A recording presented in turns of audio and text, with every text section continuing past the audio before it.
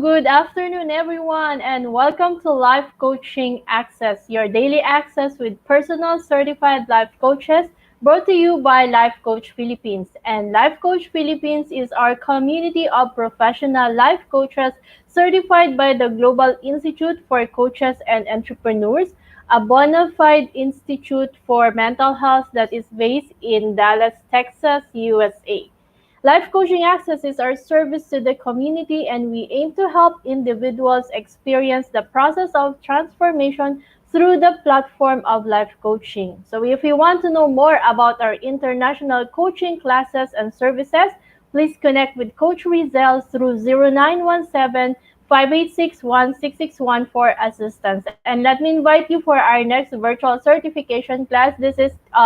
This coming November 21 and 28, and after that we will have the mental health certification. So if you are interested to join us a and also be a certified mental health professional, please join us on the virtual class certification this November 21 and 28. You still have time, so do connect with Coach Rizel.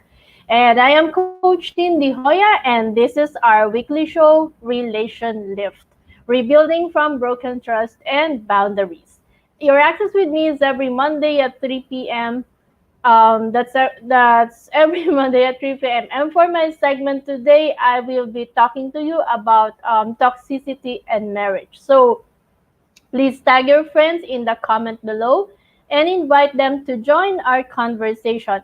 You may also share this FB Live to your timeline and FB groups and pages so that we can reach more people and help transform lives. So, um, for those who don't know me or this is your first time to meet me, I am Coach Tin de Joya. I'm also a certified life coach by the Global Institute for Coaches and Entrepreneurs based in Dallas, Texas, USA. And I am someone who loves making connections. I like bridging people to help them in their needs. And I believe that every person has the capability to excel in their life no matter what their choices are or if they make the right choices. And I was previously working as an HR practitioner for more than a decade in one of the biggest BPO in the country, and I am now a full-time life coach. And as a coach, I help married women regain their voice, their space, and emotions to triumph and in their marriage. Because I believe the importance of your relationship will also matter in how you are as a person. And let me invite you, as I've mentioned earlier, we are the first institute in the Philippines to be offering a mental health certification program. So if you are not yet a certified life coach from the institute or the Global Institute for Coaches and Entrepreneurs, you still have time to join us. We have a virtual certification this November 21 and 28. And for the mental health certification, of course, our concern really is to have a mental health provider that is effective in treating individuals, or so it's really the top concern of many of us. And the mental health certification that we will be offering is an opportunity for you to learn about the prevalence of the mental health issues. So, what are the common mental health issues that we have? Understand the role of a life coach in clients with mental health issues. What is really the role we play as a life coach for people with mental health issues, and identifying how a life coach supports professionals. So we now, so this is an opportunity for us to have a positive change. So if you're interested to join us in the certification, just connect with Coach Rizel at 0917-586-1661 to know more about it. And the upcoming mental health certification is slated to happen this December 5, 6, and 12. Also, I would like to invite you to one of Master Coach coaching workshop. So if you want a driven life, end-to-end self-sabotage and begin your self-encounter, then join us in the Path to Self-Encounter, which is a 6-week journey to finding your way from understanding your purpose to nurturing your joyful soul. Um, I am not an exception to this. There are times that we already know our purpose, but at times it's so hard to move, to start, or we might already know it, but we feel stuck. So the path to self encounter coaching workshop will help you understand where you are where you are stuck and how you can overcome being stuck. So if you're interested, please do connect with us or with Coach Rizel at 0917-586-1661 for more information. So for today's talk, if you are connecting with our topic or if you know someone, yes, I encourage you to share this so that we can help others, especially if they are undergoing this scenario. And the aha moment, this is your hashtag pack my bag moment. Just use the hashtag yes pack my bag moment and hashtag life coaching access so that whenever you post any of your nuggets of wisdom, the things that you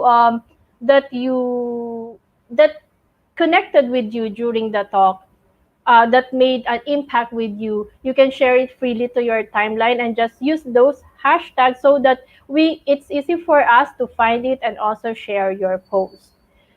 So for today, we're gonna be talking about toxicity in marriage. So why do we really have to talk about it? Remember, in the first months of the life coaching access, which is in October, we started with the foundations of our relationships. So we talk about how to build your rock solid relationship, what are the roles we play, and other things. And for this month, I started speaking to you about what is self abandonment, what is how does it play in the relationship, does it help in creating a better relationship or is it ruining the relationship. And we also talk about the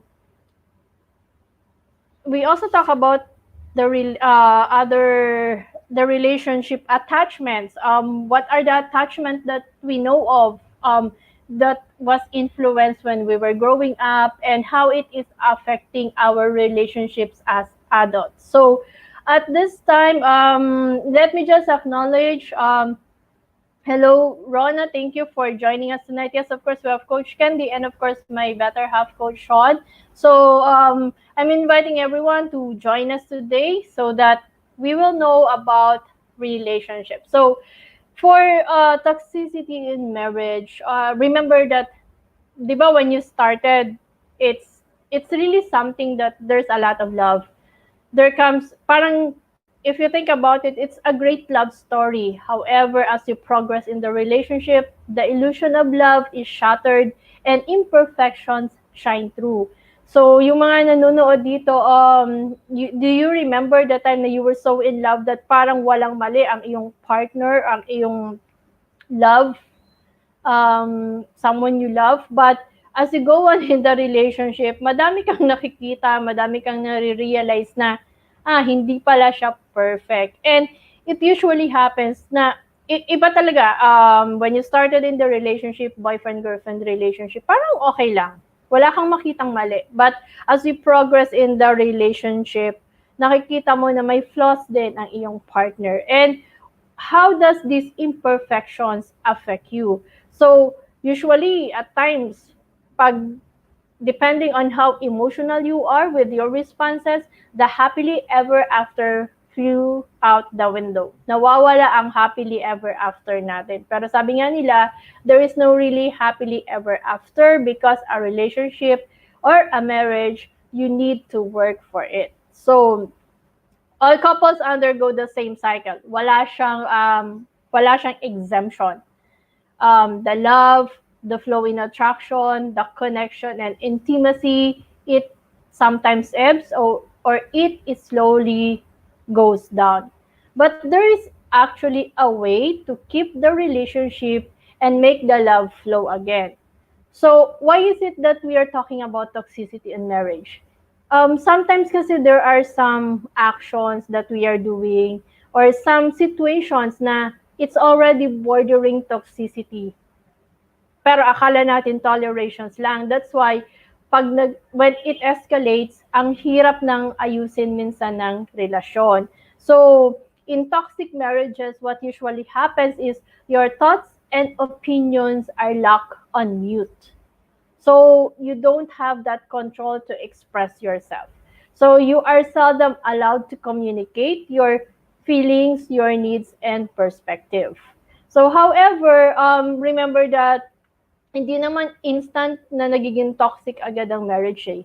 There will be telltale signs. So knowing those signs will help you or know the patterns that leads to a toxic marriage that can help you prevent it from happening in the relationship. That's why it is important to really talk about toxicity in marriage. So knowing the status of your marriage is important so that you will know if there is the existence of emotional dependence, possessiveness or possessive behaviors, jealousy, manipulation, or frequent arguments that are indicators of whether the relationship is going well or not. So, being able to address it before it escalates can prevent the deterioration of the relationship and can help create a healthy relationship that provides pleasure, happiness, and well-being of the partners. Ito naman kasi talaga yung gusto natin, a relationship na pwede mong sabihin picture perfect. Picture perfect in the sense that you are able to communicate openly with authenticity with your partner until you grow old together. So, what is a toxic marriage? For those watching, you can comment on the comment box below and tell me what you think is a toxic marriage. So, a toxic marriage is something that is where one member lacks happiness. Comfort becomes a routine and an emotional connection is not possible anymore. But you have to really be aware of the difference between at times kasi meron ka talagang moments na you're sad but hindi naman toxic yung relationship. So you have to be able to distinguish between the two. And then of course, you have to satisfy these three requisites for you to be able to say that the marriage is toxic. So of course, the first one is one member lacks happiness. Then the second is the existence of emotional dependence, possessive behaviors, jealousy, manipulation, or frequent arguments. So your behavior will now indicate a situation of inequality between the partners. One controls it while the other is being manipulated. And of course, one or both partners feel unhappy, sad, or anxious the majority of the time with the other person. Parang nai-stress kang kasama ang iyong partner. So there is no more pleasure or happiness and the well-being of the person is no longer considered. So it is a chronic condition characterized by unhealthy mental, physical, and emotional issues that are unresolved or fetter into bigger problems. So, yung toxic marriage, sabi ko kanina, it's not instant. There will be telltale signs or there are already signs that you are bordering into a toxic relationship. So, more common is there's already an abuse, but at times, minsan wala ka talagang nakikita depende sa patterns ng toxicity ng marriage or ng relationship. So, minsan wala kang makikitang signs but it is already a toxic one. Sabi nga ni Coach Candy, toxic marriage pag nagkita na lang kayo, palagi kayo nag-aaway and you cannot stand to be in one space. Yes, it's also one because there are a lot of emotions going through with a person. And of course, my better half said, a toxic marriage is a place that there is no peace. Yun talaga yung unang nawawala, the peace in the family or in the relationship. So, what are there are actually a lot of patterns of a toxic marriage. Pero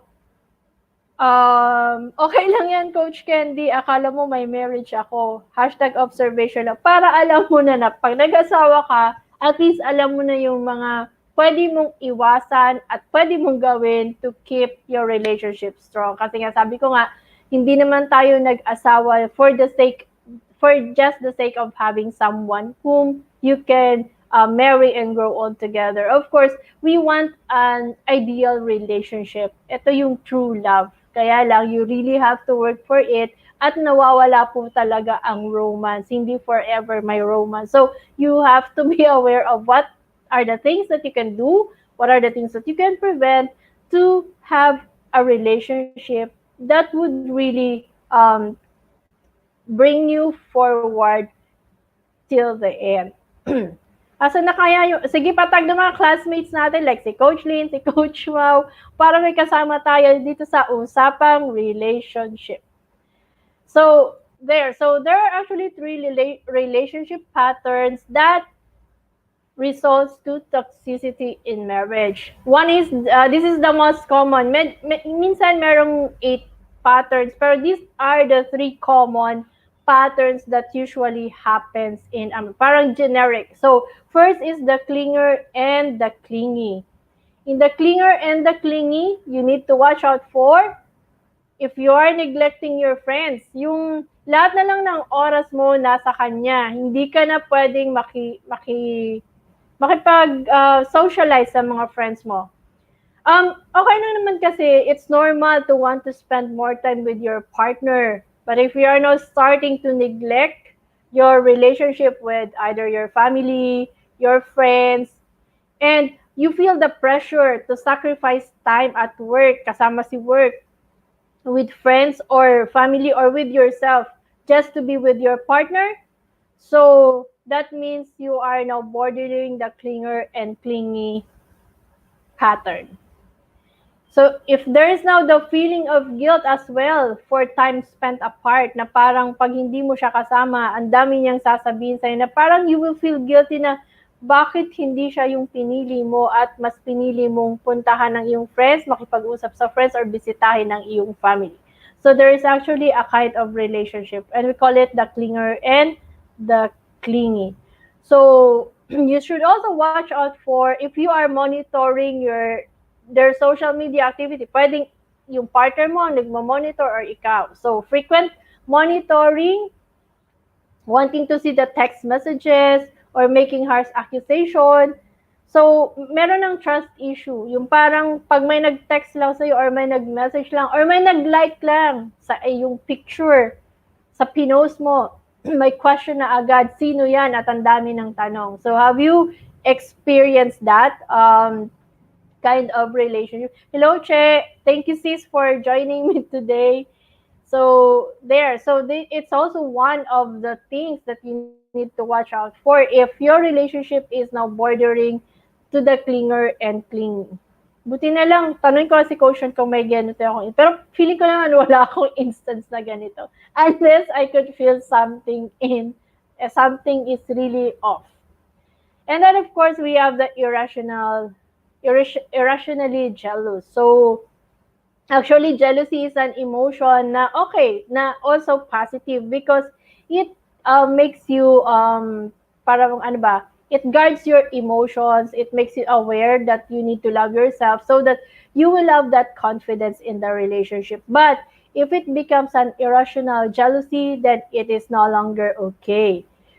Para bang your partner, parang you would always lash out at every person yung partner mo will lash out at every person that you spend time with or communicate with, or anyone they feel threatened by, then it is no longer healthy. Yung parang may nag-message lang sa'yo, ang daming tanong at pagdududahan na agad kung lalo na pag babae or syempre kung ikaw naman yung babae at lalaki naman yung nag-text sa'yo, ang dami na agad tanong at ang dami ng accusations, then it's no longer working.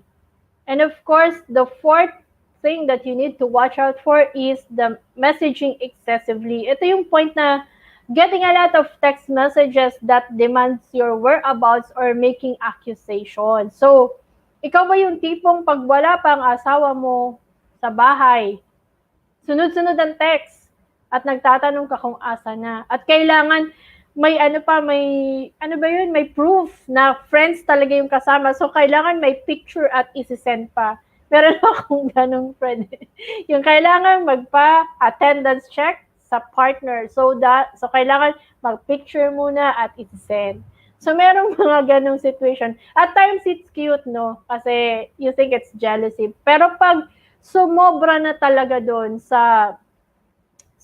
mafe-feel mo din kasi minsan na it's really going over or nagiging exaggerated na, then it's no longer healthy for you or for the both of you. So, in other words, there is already a relationship imbalance. So, one person feels there is not enough quality time pag hindi kayo magkasama, while yung isa naman at times would now wish that there is space for them.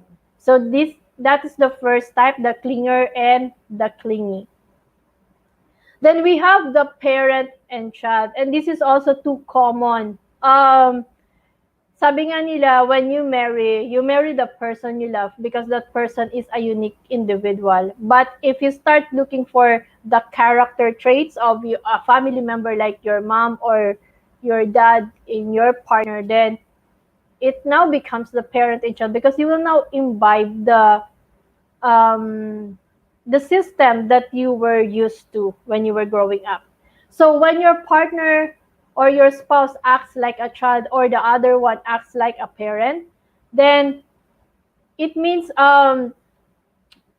in this partnership, it survives by sharing responsibilities and power is replaced with a parent-child power vacuum. Parang nagiging iba na yung takbo ng relation. At parang siyang naka-vacuum na dapat ito lang yung, kasi di ba pag vacuum, it's contained in a space. A certain space na ito lang, walang galawan. So, magiging ganun yung relationship pag parent and child siya. So, what would usually happen is the controlling partner or the parent dictates the expectations to the codependent partner or the child who seems powerless and often just complies for the so what you need to watch out for in this is the demeaning interactions. Parang pag may mali, papagalitan na parang anak yung partner niya. And at times it can be done kahit may tao. Another is the financial control. Hindi pwedeng hindi alam kung anong bibilin, anong gagawin. And then there are unrealistic expectations and of course inflexibility. So for the relationship to thrive, you must remember that both partners need to respect, support, and act in a flexible manner with one another. But both need to know that neither is parent or child towards us. So dapat both of you are aware na walang parent or child sa inyong dalawa. You are two grown-up individuals who decided to be together out of love, to procreate a family. Pag nagiging role nyo ay parent and child, nagkakaroon talaga ng discomfort sa relationship and at times it escalates because the other person becomes controlling like a parent. Remember that when we were growing up, our society, our parents are more of the controlling type. Hindi sila yung, lalo na kung ang naging parent mo ay from the, ano ba, baby boomers. Ito yung pinagtatalunan namin ng isang araw eh. Baby boomers or, kasi di ba, or Gen X ba, Gen Y, mga ganon. Kasi there are some instances na they are also able to adapt or get the influences of how their parents raised them and bring them over to the relationship. Actually, it is very true. If you try to analyze your relationship, you will see that there are some instances that you can see a pattern or an influence of your family that you are able to bring over to your family. But at times it doesn't work because remember that both of you did not grow in the same family. So you were from different families, you are unique individuals. And you have different ways, or you grew up in different ways. So it's really hard to merge that whatever influences you have. That's why if you remember my talk in the roles that we play, you need to be able to create a specific role that works for the two of you, and it must be unique for the family that you are creating. Hello, Coach Glacy. Thank you. Nakahabol ka. And thank you for joining us today. So there. And of course, the third pattern is the codependency. If you can see on the figure or on the image, it's husband and wife, pero nakatali pa din. Ay, grabe na yung 56 missed calls, tapos 100 texts. Buti naman lang, wala akong experience na ganyan. Parang may ganon. Thank you, Rona, for sharing this with your friend. Thank you so much. I really do appreciate the support that you're giving me. So with the codependency, this is one of the sneaky and powerful patterns because you may not be aware that it's the root cause of your problem. So what you need to watch out for is the low self-esteem. If one of you or your partner has low self-esteem, at times there is actually little to no respect for the other's boundaries. There is learned helplessness. Lagi kang pa-victim. And you deny that there is anything unhealthy about the relationship.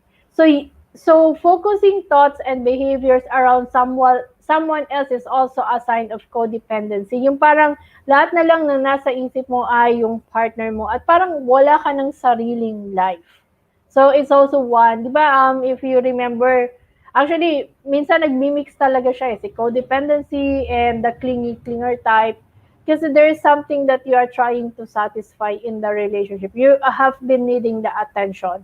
So nangyayari talaga to, especially if you can connect it with my previous talk. You can watch the replay at Life Coach PH for life coaching access.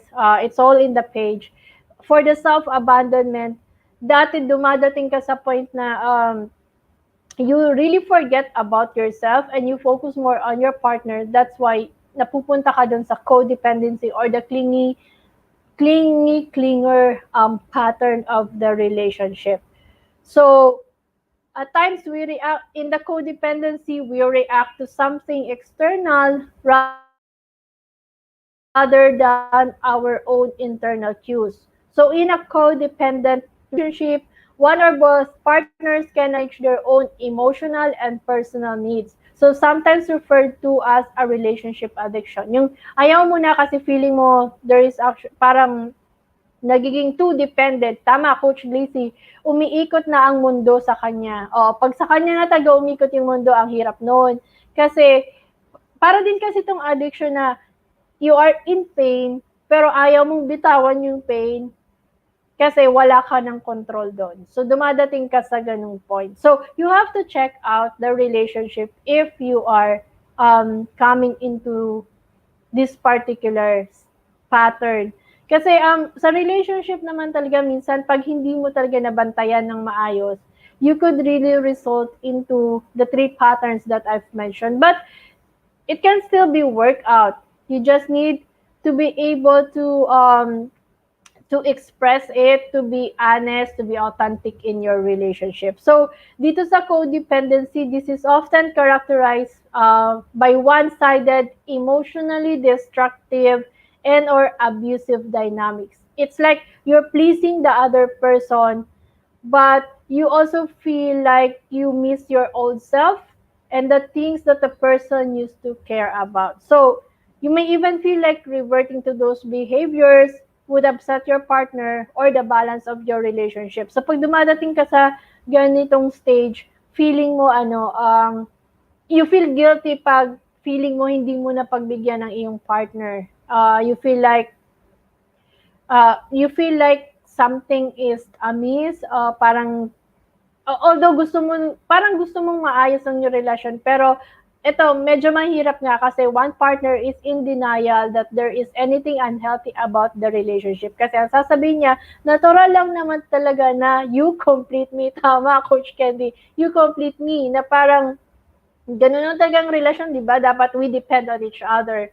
Kaso, we are unable to really distinguish if andun ba talaga tayo sa codependency or healthy pa ba yung nagiging relationship pattern natin. So at times dumadating talaga tayo sa mga abusive relationship. So if you are in that stage, pwede naman, matutulungan ka pa din naman na umalis dun sa particular negative pattern na yun. You just have to acknowledge that there is a problem in the relationship. Huwag nating i-deny.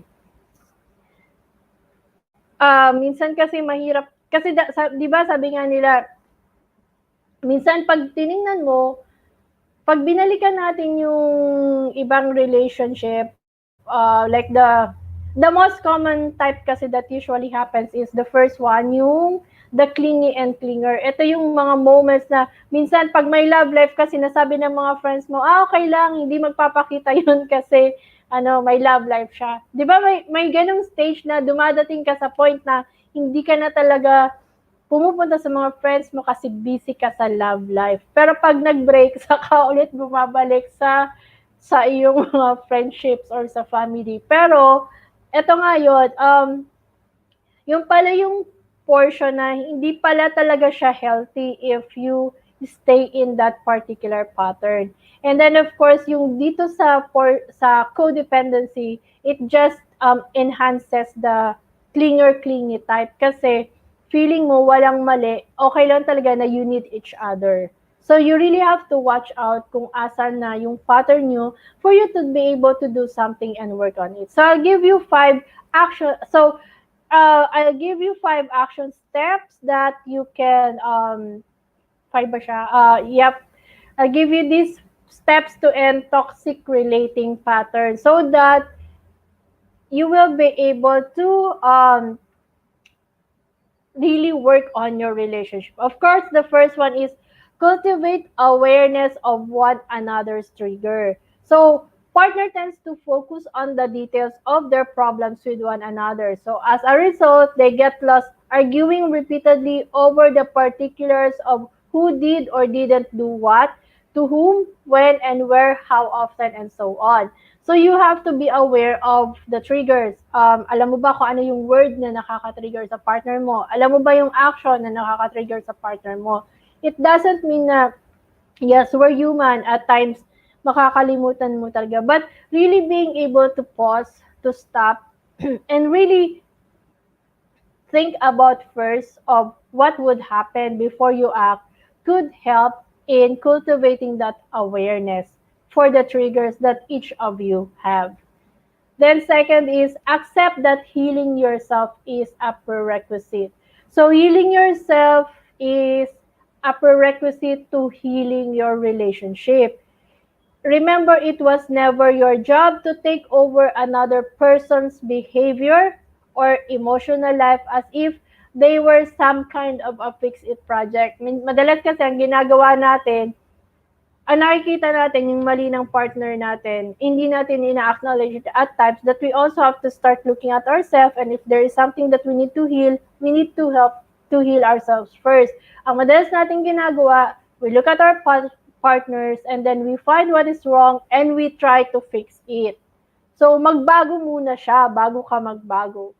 Pero 'di ba dapat ikaw muna so that your partner will know kung ano yung, kasi pag nakita niya naman yung change sa'yo, your partner will slowly change. Hindi mo na kailangang ipagpilitan yung change na yon. So, let's start with ourselves. And of course, it's important na when you heal yourself, you start loving yourself as well. Because lagi nga namin sinasabi, you cannot give what you do not have. So dapat fill your cup first for it to overflow so that you will be able to give that love to others. So you cannot fix your partner or control what they feel or do any more than they can fix or control you. Parehas lang kayo. Hindi mo makokontrol ang partner mo, same way na your partner cannot also control you. But however,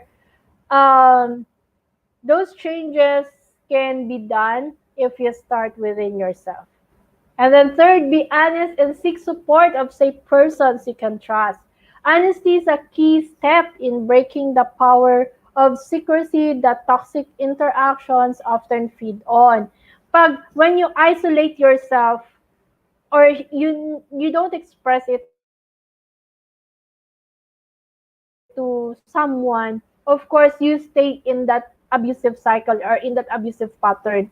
You will not be able to get help if you do not speak first. So you need to be willing to see and admit the truth that something hurtful or something painful is really happening or has happened to you in that relationship. So, yes, of course, it might cause angry feelings towards the persons who acted wrongly and took hurtful actions, or it may also bring out the anger toward yourself for allowing the other to take this wrongful action. So, at times, nandito nanggagaling yung blame game eh. Parang, kung hindi ko kasi siya inalaw, hindi din niya sana gagawin yun. So, in the end, nagiging cycle lang siya na you keep on blaming yourself. So, what you can do, of course, is seek the support of safe persons you can trust. So, it might be a friend, it might be a life coach, it might be a therapist, or it might be a family member na whom you can really speak without judgment and can see it in a third view perspective. And then, of course, get comfortable with uncomfortable things.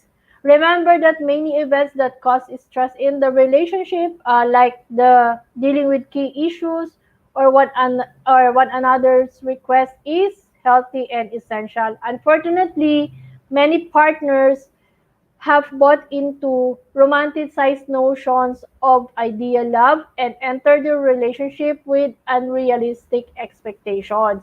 Remember that a relationship is not always comfortable. So be comfortable with the uncomfortable things. Kaya lang, ang lagi nating expectation ay yung the way that we see them in movies, in telenovelas, wherein the myths and misconceptions about love is there. Na dapat laging happy lang yung relationship.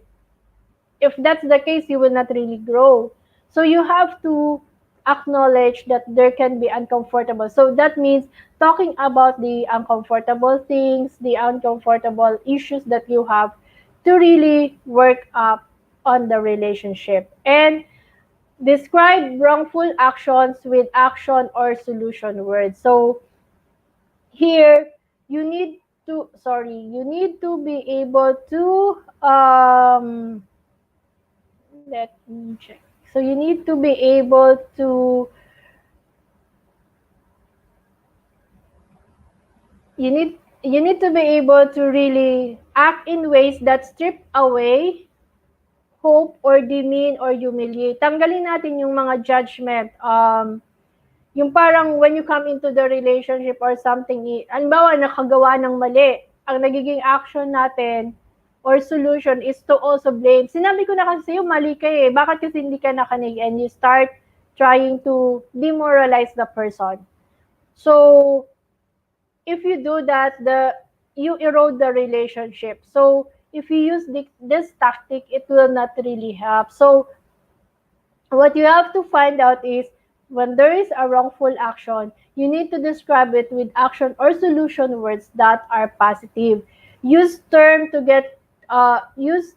that are not quick fix or feel good. Kailangan talagang pinag-uusapan for the both of you to really be able to understand what is happening in the relationship and how you can work on it. So that's it for me today. And of course, for this is the Careless Coaching Bundle. If you want a life where you are really able to express yourself and live the life you want by gaining control with yourself and your relationship, then this is for you. This coaching bundle will help you to know who you are so that you can define your own values, your passions, or needs to create the life you want for yourself and your family. Careless is how you can stop worrying about what other people think about you because you need to be able to listen to yourself to give your best. So if you are interested or if you are in a situation that you are really unable to express yourself and you are now bordering in a relationship that is having that pattern, then connect with me so we can talk about it. So you may email me at coachtindejoya@outlook.com or contact me at 0917-806-4200. You can also like my page, Coach Tin DJ or Life Coach Tin. Just look for it in FB. And of course, my group of Just When You Think Marriage is All About Love, where we talk about relationship, about marriage, and everything wherein we think that marriage is really just about love. And when there's no love, there's no more marriage. So that's a wrong concept. So join my page so that you will know more about it.